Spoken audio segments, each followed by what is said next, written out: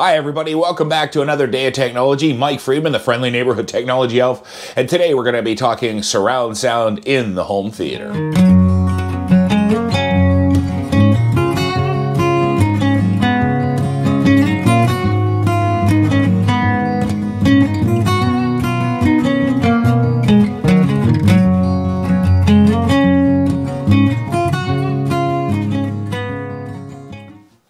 I love home theaters and I love surround sound. I think it's one of the coolest immersive experiences out there. You add a big picture to that and you have an experience that is unlike anything else, especially when you can create it in the comfort of your own home. We do need to start by differentiating something very important. Let's get rid of this elephant in the room. My friends at Sonos have created an amazing soundbar or soundbars over the years. And I think it's a surround sound system that's unrivaled by a lot of other products in the price band. However, I don't consider it to be home theater. And the reason being is it's not that it's not immersive, it's not that it's not high quality, it's not that it's not amazing, but for purposes of conversation today, I'm defining home theater as a receiver with separate speakers throughout, not an integrated soundbar solution. Now, the only caveat with that is as we get into it, you're going to learn about the LCR, the left, center, right speaker. There are sound bars that are actually LCR speakers that still hook up to receiver. So in those cases, a soundbar does count as a home theater solution. So let's get into what it takes to create a home theater and what some of the different options are so you know how to choose the right sound setup for your space. So a home theater requires two things. One, amplification, and two, speakers. So we're going to first of all talk about amplification, and then we're going to talk about how we might put the speakers throughout the room. So of course we need something to drive those speakers, and there's a couple different ways we can do it. We can use an integrated receiver. What an integrated receiver is everything you need, the HDMI switching, the processing, the amplification in one box. You simply plug everything into it, you turn it on, it switches everything for you, and it's dead nut simple. It's a technical term, by the way, dead nut simple. You can also go a different route, which is the route I've gone. And I'll warn you, it's a lot more complicated and significantly more pricey, but there are some advantages. What I've got is, imagine that integrated receiver broken into two pieces. The part that processes and switches and does all of that stuff is called the processor. And the amplification is called the amplifier. So that's what I have at my house. I have a processor that does all the thinking and then individual amplifiers for each speaker.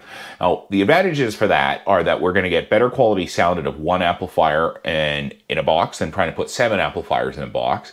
And number two, we've separated the components. So if I ever want to swap just the amplifiers or just the processor, it's easy to do. As far as actual power levels and things like that, speeds and feeds, we're not going to get into that because different speakers require different power levels. Some speakers are more efficient than others. The room needs might be very specific. So we're not going to get into that. Simply that we can use this receiver or amplifier combination to power the speakers we're going to configure.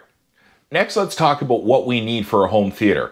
A home theater, in my opinion, needs to be at least 5.1 or 5.2 better, but 5.1 for sure. Now, let's talk about what that means.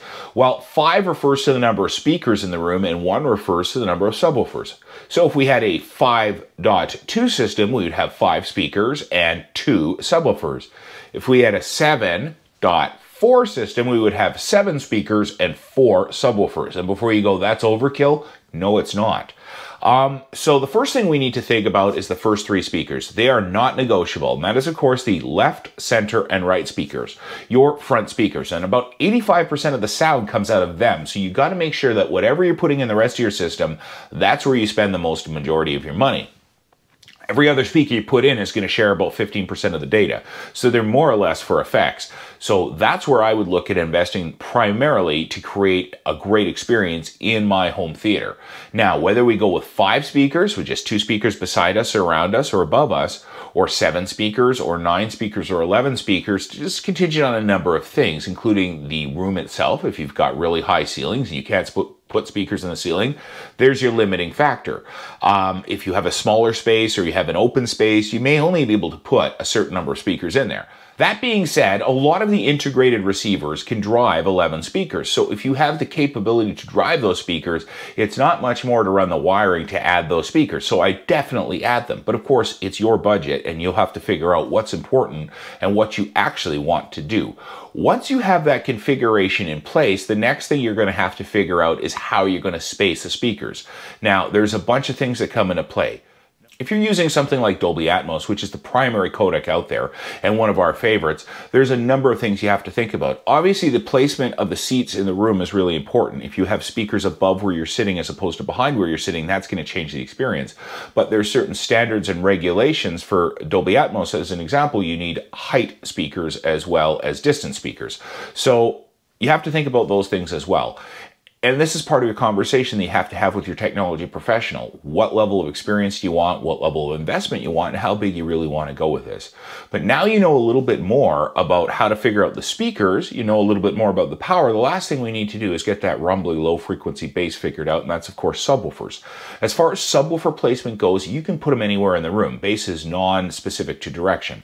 However, that being said, if you're going to do some calibration in your room, it might be easier to place the subwoofers at the very front of the room.